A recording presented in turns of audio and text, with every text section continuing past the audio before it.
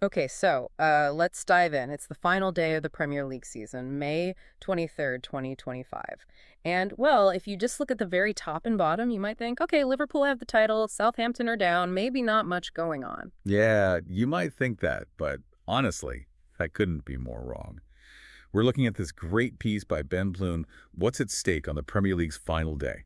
And it just jumps right out at you. It makes it super clear that, yeah, titles decided, relegations decided, but there is something really significant happening in every single match this Sunday. Absolutely. And that's kind of our mission today, isn't it? To take this article, use it as our map, and just pull out all those crucial bits for you. We're going to unpack that really intense scramble for the European spots, look at the big individual awards, so Golden Boot and all that, plus some honestly wild potential records, and maybe most importantly, the kind of surprising financial side of where every single team finishes.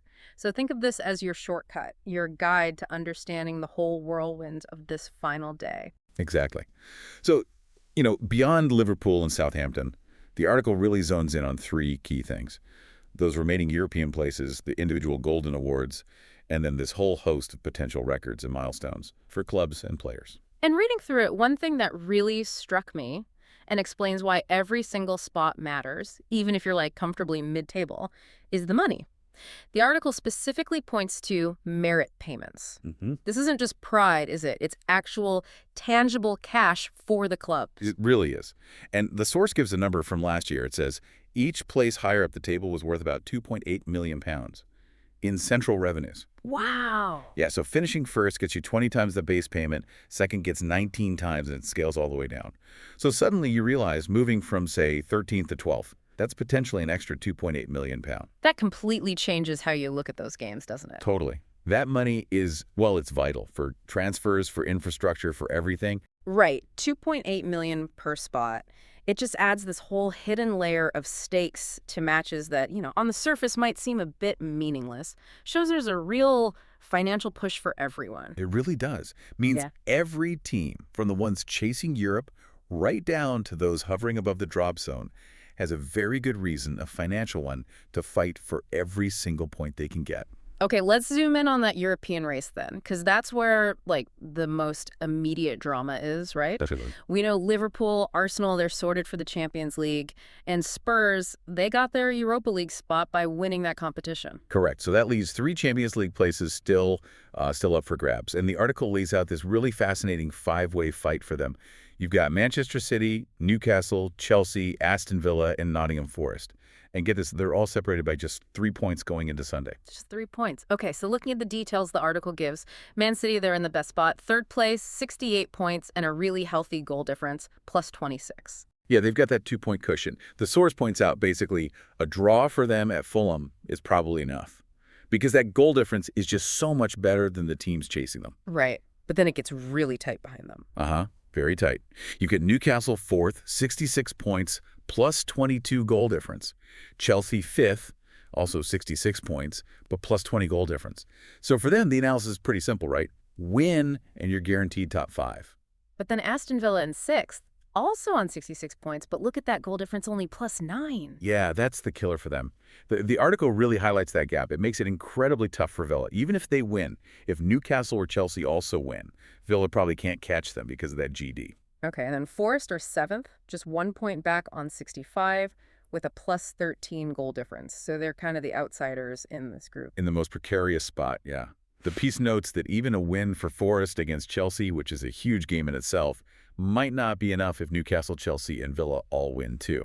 And the source flags that Forest versus Chelsea match specifically, doesn't it? As a massive head-to-head. Oh, yeah. Because you could have a situation, depending on how other results fall, where neither Forest nor Chelsea actually make the top 5. Wow. Okay, so just to clarify the outcomes here based on the article, 5th place is definitely Champions League, 6th gets Europa League, 7th might get Europa League, but that depends on other stuff. Right, other factors, which the article gets into later. But yeah, those final Champions League spots, it's going to be a real nail-biter. Down to the wire, depending on multiple games finishing at the same time, and those goal difference columns. Okay, speaking of Europe, the article brings up this really unique possibility involving 8th place. Yes. This is where it gets wonderfully complicated with the qualification rules. Basically, there's a possibility that the team finishing 8th in the Premier League gets into Europe. But it's a big but.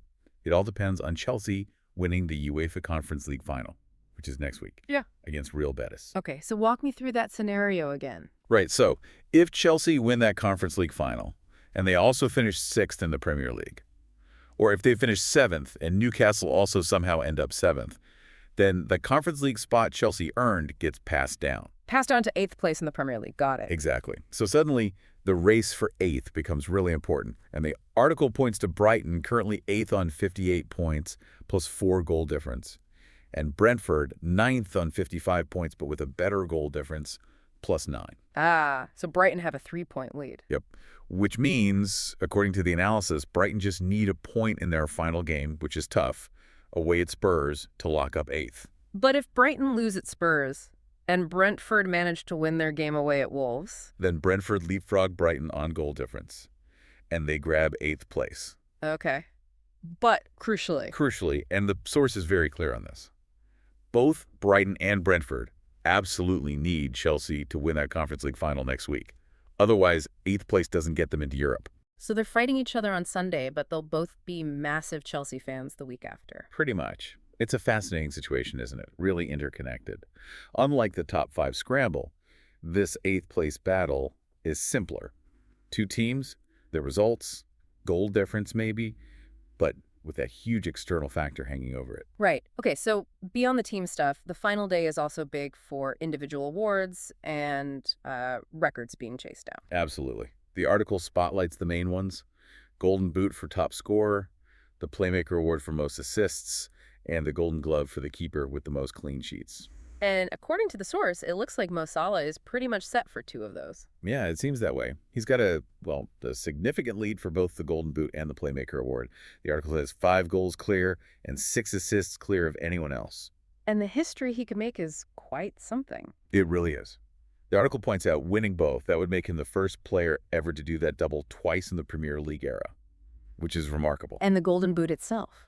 That would be his 4th, which would tie him with Thierry Henry for the all-time record. Just incredible consistency. Plus, he's close to some other big PL records too, right? Mm-hmm. Needs 2 assists to match the single-season record of 20 held by Henry and De Bruyne.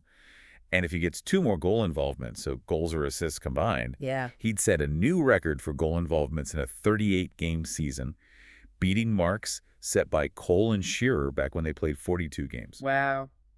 But there's a little note of caution in the article too, isn't there? About his recent form. Yeah, it adds that bit of intrigue. It mentions he's actually been a bit quiet lately. Only 1 goal and 1 assist in his last 8 league games, even though he's still having shots and creating chances. So the awards look likely, but hitting those specific, higher record numbers for assists or involvements might need a bit of a final day flourish. Exactly. It adds a little question mark, makes it something to watch. Will he find that spark on the final day?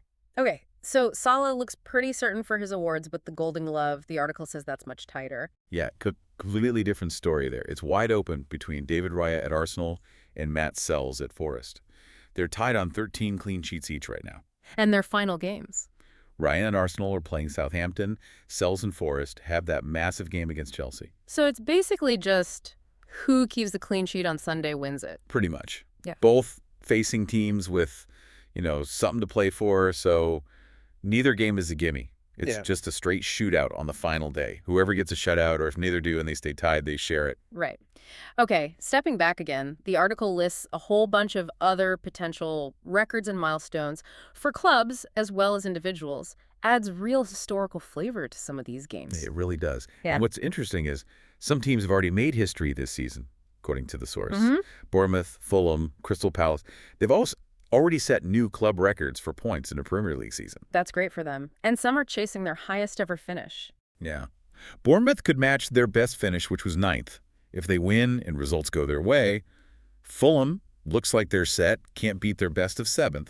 Crystal Palace, though, under their new manager, they could maybe climb to 9th. Need a win and a decent goal difference swing, but it would be last season's 10th. And Brentford again? Yeah, Brentford could equal their highest finish of 9th or maybe even get 8th, which, as we said, could mean that European dream. The article also digs out some, let's say, more quirky stats, too. Uh-huh. Yeah, some fascinating ones. Like Tottenham, They could potentially set a record for the lowest ever Premier League finish with a positive goal difference. Really? What's the current record? Man City, back in 03-04, finished 16th with +1 goal difference. That is a weird one to hold. And Spurs, if they lose to Brighton? The source says they'd be the first team in a 38-game top-flight season to lose 22 matches and still stay up. 22 losses and avoiding relegation. That's quite something. Speaks to a very strange season for them, doesn't it? All or nothing. And on the flip side, some less desirable records potentially being set. Unfortunately, yes. If Southampton lose to Arsenal, they'd be the first team ever to lose 30 games in one Premier League season. Ouch. Yeah. And both Southampton and Ipswich need wins to avoid matching the record for fewest home wins in a season, which is just one. Really tough campaigns for them highlighted there. But there are positive streaks, too. Man City going for another win against Fulham. Yep, that would be 18 wins in a row against Fulham, extending their own record against a single English league opponent. Just dominance. And Fulham themselves, they could actually set a PL record for coming from behind to win. They could do it for the 6th time this season if they manage it against City. Liverpool potentially scoring goals again. Right. If they score 2 or more against Palace, it'd be the 32nd time this season. Matches a top-flight record from way back, Man United in the 50s and Spurs in the 60s. Shows their attacking power this year. Okay, here's a stat from the article that really made me pause. Manchester United and Arsenal potentially finishing the season with no player hitting double figures in league goals. Yeah, isn't that something? The source says United's top scorer is Fernandes on 8. For Arsenal, it's Havertz on 9, then Martinelli and Trossard on 8. And neither club has ever finished a Premier League season without someone getting at least 10 goals. Apparently not, according to the source. That really does feel like a big insight into maybe where their attacking issues have been this season, doesn't it? It really does. Okay, one more. Eddie Howe. Ah, yes, Newcastle's manager. If they secure that top 4 finish, he joins a really small group, only 4 other English managers who've managed multiple top 4 finishes in the Premier League era. A big personal achievement for him if they get it done. So, okay, bringing it all together with all these different layers, all this potential drama and history, what does it mean for you listening at home, watching, or following on Sunday? Well, I think it invites you to kind of pick your narrative, doesn't it? Which bit grabs you the most? Are you purely focused on that complex top 5 battle, trying to forecast who gets Champions League based on the points, the goal difference, those key games like Forest versus Chelsea? Yeah, or maybe you're fascinated by that 8th place possibility, seeing if Brighton can hold on or if Brentford can sneak in, and then waiting to see if Chelsea deliver for them next week. Or perhaps you're just watching Mo Salah. Can he grab those couple of assists or goal involvements he needs for those specific historical records? Despite, that recent slight dip the article mentioned. And those results in games like Spurs versus Brighton, Wolves versus Brentford, they're not just isolated, are they? As the article shows, they could send ripples right up the table, completely changing that European picture. Exactly. And maybe connecting back to where we started, the most, thought-provoking thing is that financial angle. The source makes it so clear. Every single place is worth millions. That 2.8 million figure. Knowing that, does it change how you watch a game between two teams that maybe look like they have nothing left to play for? Yeah. Does knowing there's nearly 3 million quid potentially on the line just for finishing 12th instead of 13th make you see the effort, the intensity in those mid-table games differently? It's not just pride, is it? It's serious money that really impacts how a club operates next season and beyond. It really adds that hidden layer of stakes, doesn't it? Something you might not even think about otherwise. Definitely. So there you have it. From, millions of pounds changing hands based on where you finish to potentially decades-old records being broken or matched right through to the massive prestige of getting into Europe.